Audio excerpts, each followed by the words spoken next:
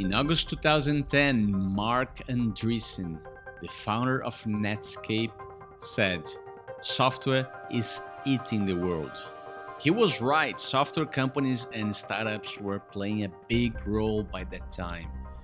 But today we know that classifying all those businesses simply as software companies would be the same as saying that companies in the Industrial Revolution were all hardware companies.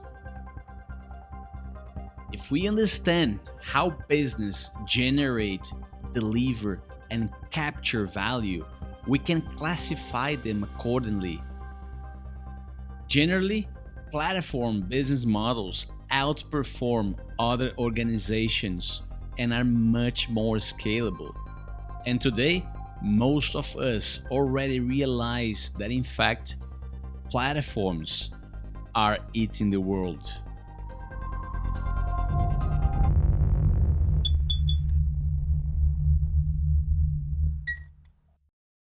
Hello, I'm Gustavo Carriconde, the founder of startupspace.io, which is an accelerator program for digital platforms.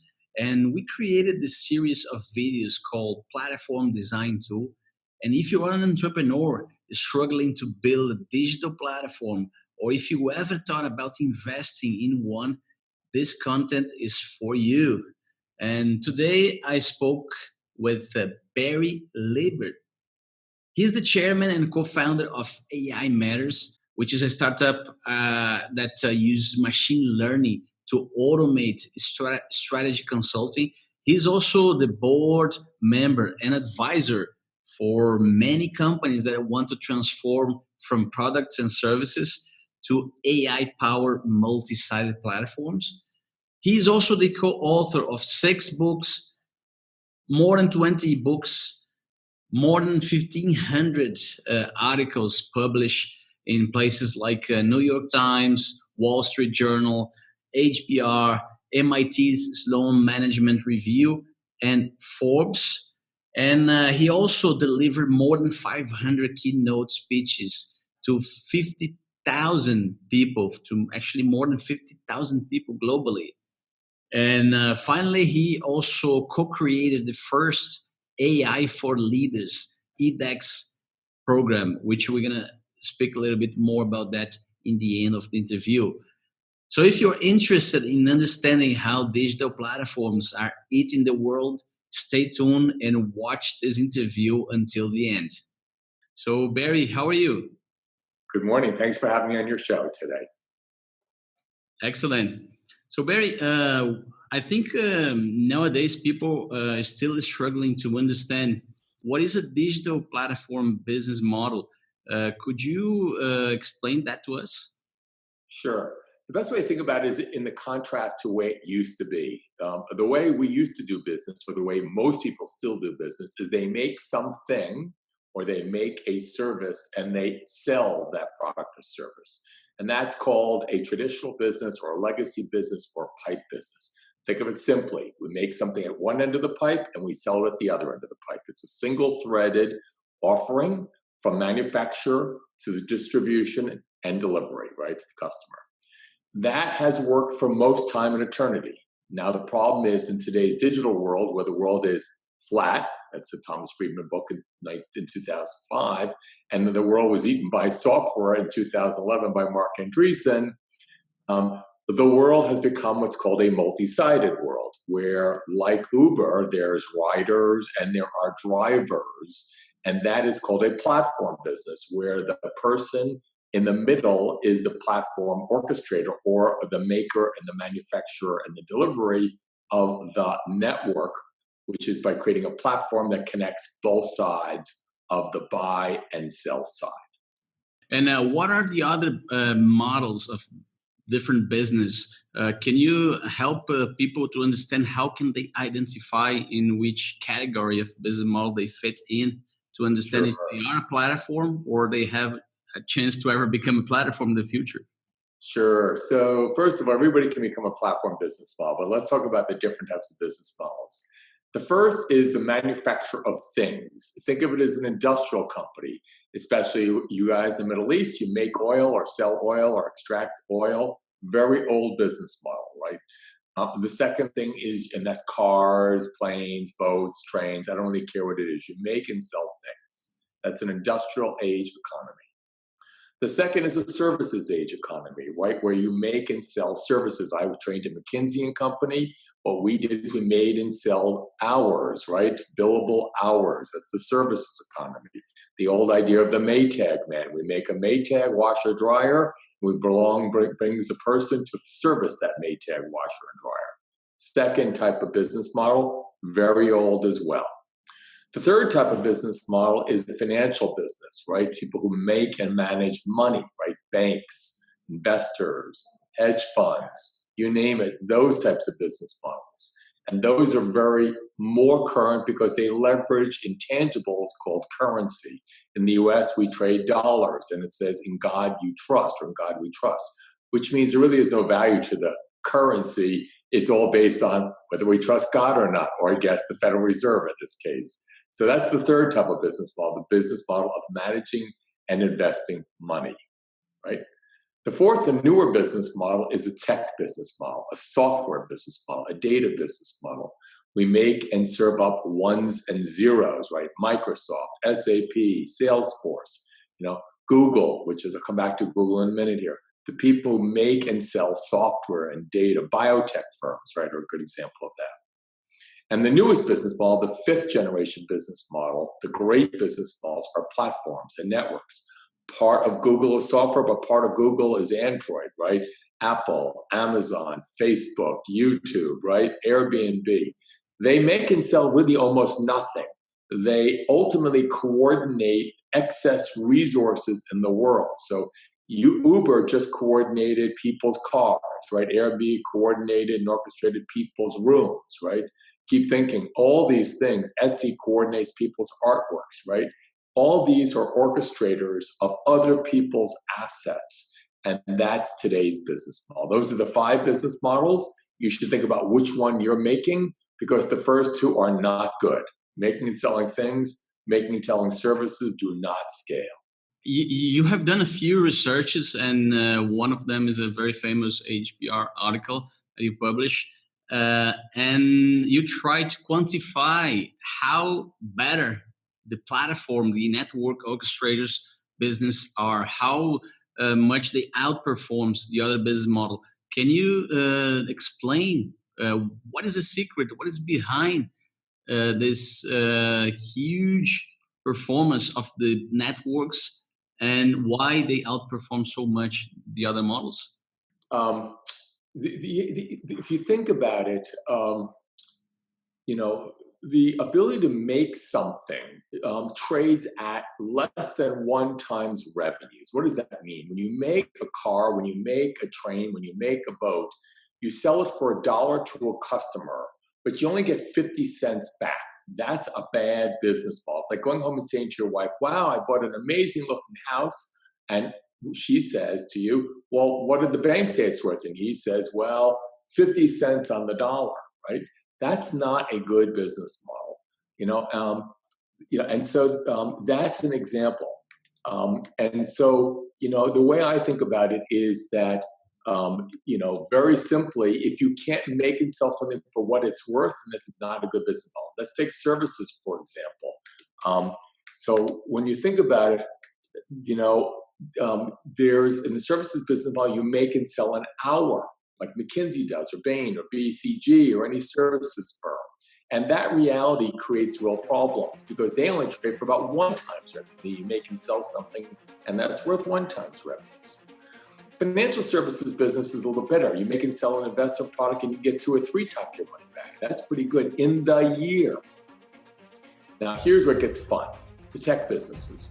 You make and sell a piece of software because you can make and sell one thing many, many times, right? Microsoft makes it once and sells it to millions, in fact, billions of people, right? That's worth 7 times revenues. That's pretty good, right? Compared to a car, you make it and sell and you get 0.5 times revenue back.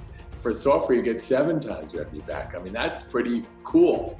And then finally, the platform businesses. Those create between 8 and 15 times revenues. And the reason they're so valuable is because you don't make and sell anything. You're basically taking the excess capacity in an industry and you're taking the excess out and leveraging other people's assets. So it's a very simple question for all CEOs. Do you like working for less than a half times revenues? I mean, you want to work a whole year for $100,000 and only get paid $50,000 back? Or $1 million in revenues, get $500,000 back?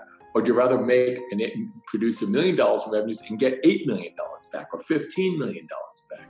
It's a very simple question. The economics of platforms and networks are 8 times better than most other business models.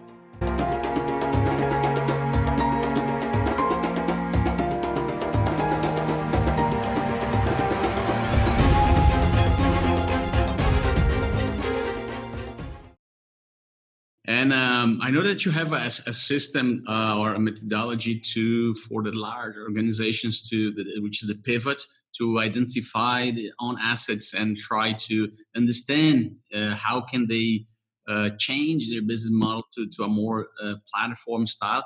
But for the startups that are just beginning now, can you give some insights about how to build from scratch a platform business model? Is there some few steps you can follow? Yes. So there's very simple ways to think about it. Everybody can build build platform business models.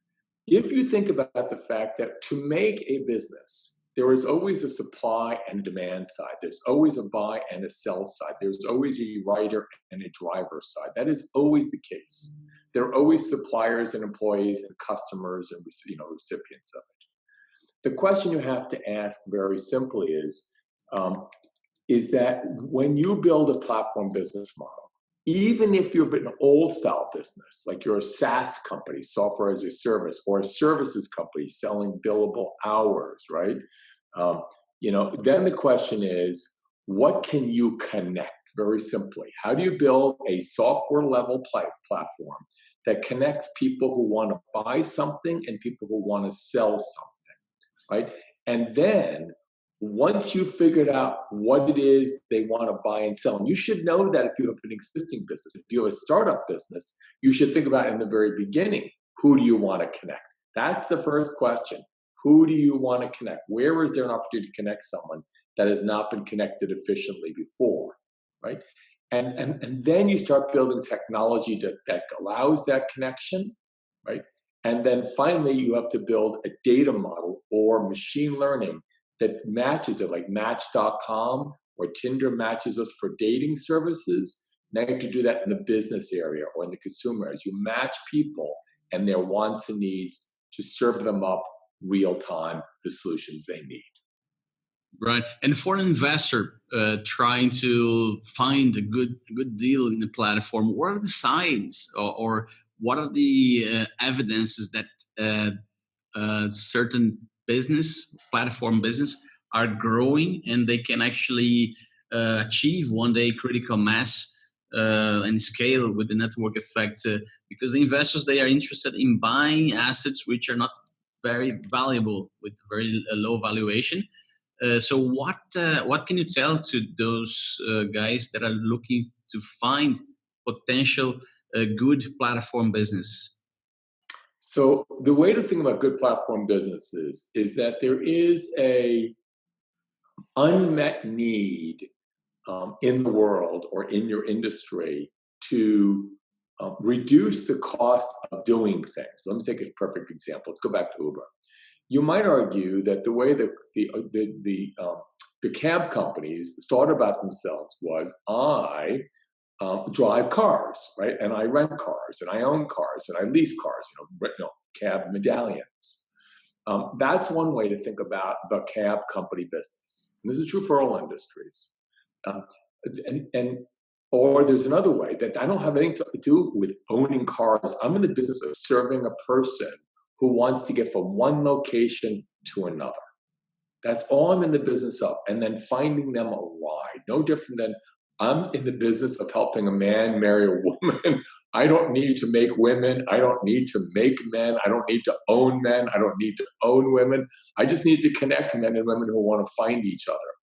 In that case, Uber understood a lot of people needed to find a ride. They didn't have to own every car They didn't have to own every driver. They didn't have to even own every medallion. They just had to build the technology. So for investors, you need to look for markets where there are large inefficiencies, and those inefficiencies still exist in the market, right? And to make those inefficiencies go away, you need a technology that allows people to connect in more meaningful, quicker, faster ways to provide the services and products people need to the people who want it, very simply. And there are lots of markets. In the market I am, McKinsey, Bain, and BCG own all the people that they think they need. Well, that's not what people care about. They care about a solution to their wants and needs. So we basically have an AI platform for connecting people who know something about strategy with people who want something to do with strategy. You can see it's in every marketplace. Right. And what is your forecast for the future? Where would you say the opportunities are? I know that you talk a lot about dormant platforms. What are dormant platforms? So if you think about it for a second, there are many platform organizations that don't even realize they're a platform. I'm involved with some public companies that currently own large networks, right? Very large networks of buyers and sellers. Could be in the financial services industries, like a Visa, MasterCard, that have never thought of themselves other than a credit card company, but they're really a platform and a network. They enable people to get access to something they need, which is credit. So I'm in the healthcare business. Hospitals are a good example of dormant networks, right, and dormant platforms. They don't even realize, they still think they have to be in the business of owning the hospital bed, owning the doctors, owning the nurses. It's really not what you and I want as a patient, right? We just want access to the data and the people who have the insights. And connecting us is really where the opportunity. So there are these dormant networks or platforms that exist in every industry, and activating them is really the large opportunity in today's world, both for legacy companies and for institutional investors, and for startup companies that want to take advantage of these opportunities. Okay. And what would be the technology that you think are most suitable to activate those platforms, like blockchain or AI? Is it all the platforms, they must be AI driven? They all must be AI driven, right? Machine learning driven. Why? Because at scale, you're trying to connect lots of buyers with lots of sellers at lots of dimensions, which means you need lots of knowledge about what to do, right? And that means you need to have a lot of insights about you and me. And I don't really know you that well, and you don't know me that well. And if there are millions of us, right, the old idea is to know your product well, your inventory well. Now, people might say you need to know your customer well. No one knows their customers. I work for companies around the world, right? I worked for you guys. I work for people in Dubai, to people here in Boston and New York and California. People don't know their customers. I always say Whole Foods, it's a well-known chain owned by Amazon, knows their bananas better than they know me, right? They know what bananas they're selling. They know what grapes they're selling. They don't know very much about me when I buy something. Knowing something about your bananas is one cost. Knowing something about you and me, you need to have a lot of machine learning to know a lot about you and me, and a lot about the people who want to know us, which is the suppliers. Right. And what can you say to? I have seen many entrepreneurs. They are trying to build the next Facebook or the next Uber. They want to disrupt a bigger platform because they think they have a better solution. What is your message to them? Is it possible? Easy to be done? Since it's very easy to build software nowadays, right? It's easy to build physical assets.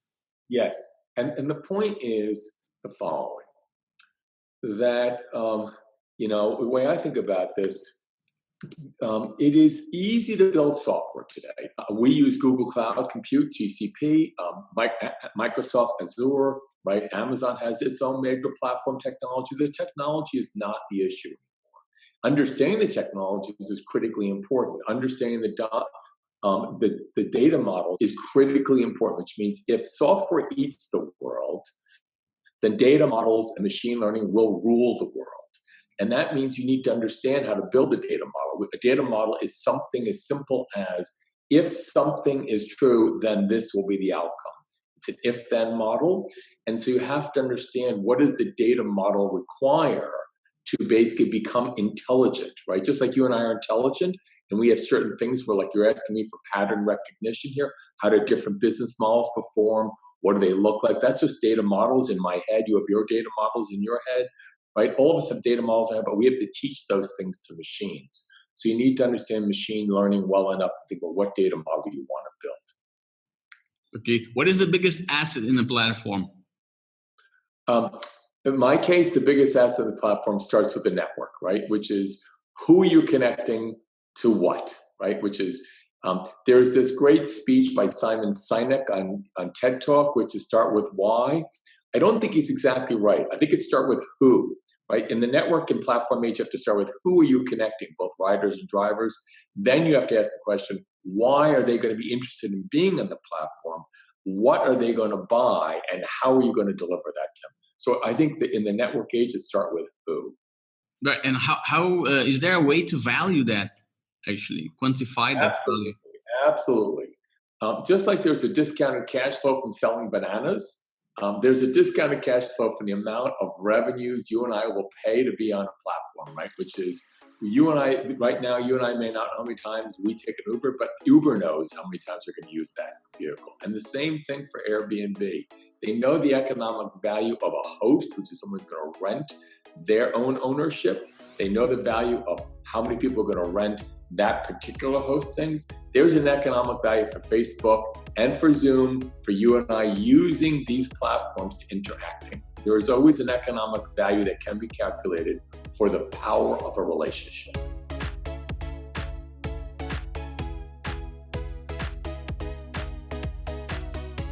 And do you want to talk about one of your projects which are related to platforms? Maybe some, I know you involved with education projects like the edX program. Sure.